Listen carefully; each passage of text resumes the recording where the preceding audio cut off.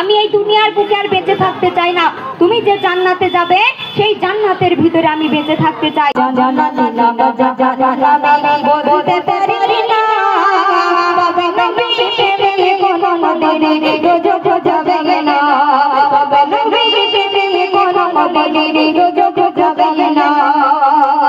আমরা ভাবি নবী সাহাবী শুধু ওরা রানী কয় না, শোনাই দয়ার রবি এক সাহাবী খেজুর গাছের ঘটনা, শোনাই দয়ার রবি এক সাহাবী খেজুর গাছের ঘটনা। আমি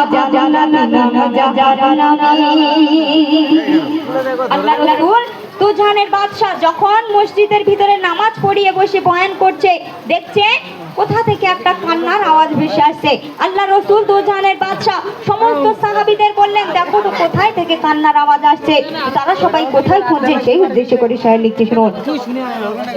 একদিন কান্নার আওয়াজ ভেসে আসে মসজিদের ভিতরে,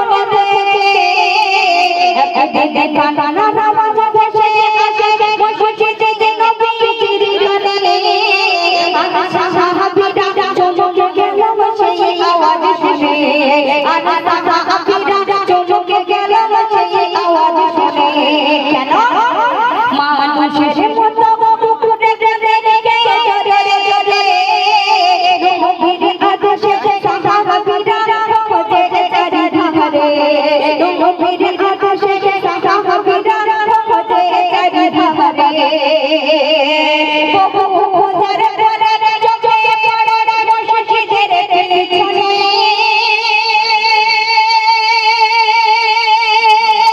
বহু খোঁজার পরে চোখে পড়ে মসজিদের পিছনে।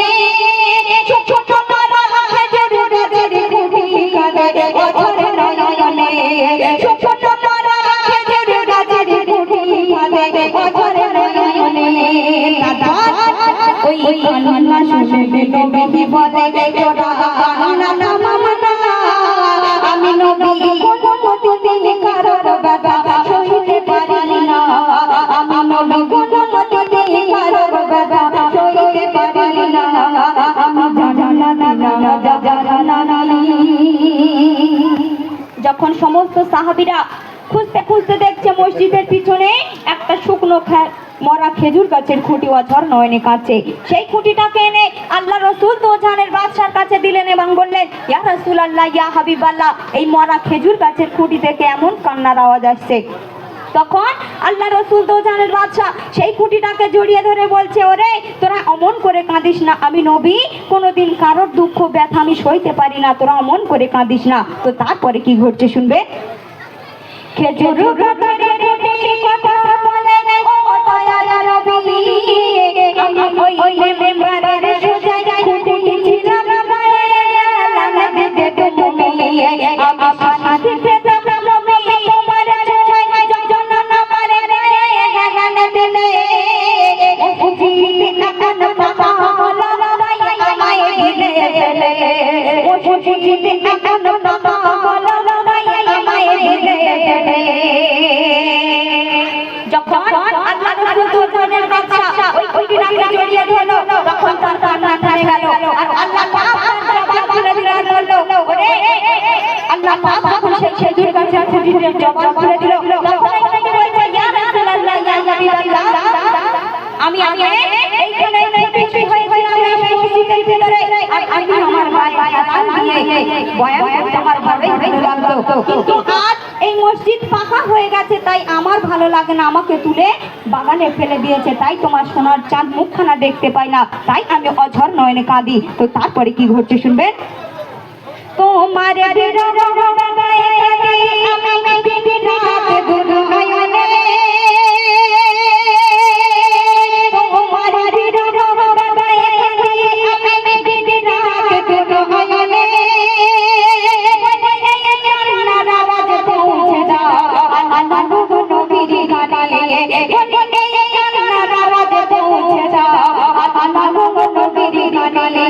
আমি জুদা হয়ে সদাই কাঁদি, সাথী স্বয়ং রব্বানা, ও নবী সাথী স্বয়ং রব্বানা, তোমার চাঁদের গানা মুখানা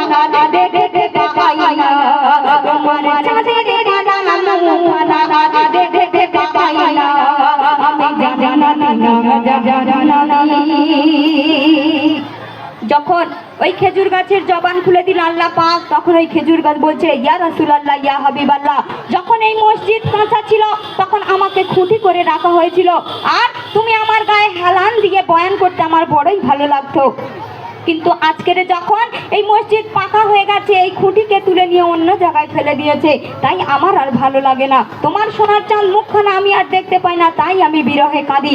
তখন আল্লাহ রসুল দোজাহানের বাদশা সেই খুঁটিটাকে জড়িয়ে ধরে কি বলছে সেই উদ্দেশ্য করে শায়ের লিখছে, শুনুন।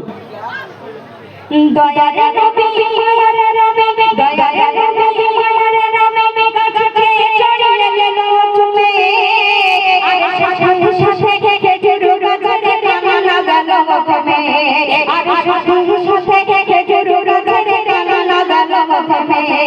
বলে নবী যদি চাও তুমি আমার জীবনে ফিরে পাবে, আর তোমার কাছে খেজুর বলে রবে, আর তোমার কাছে খেজুর বলে রবে।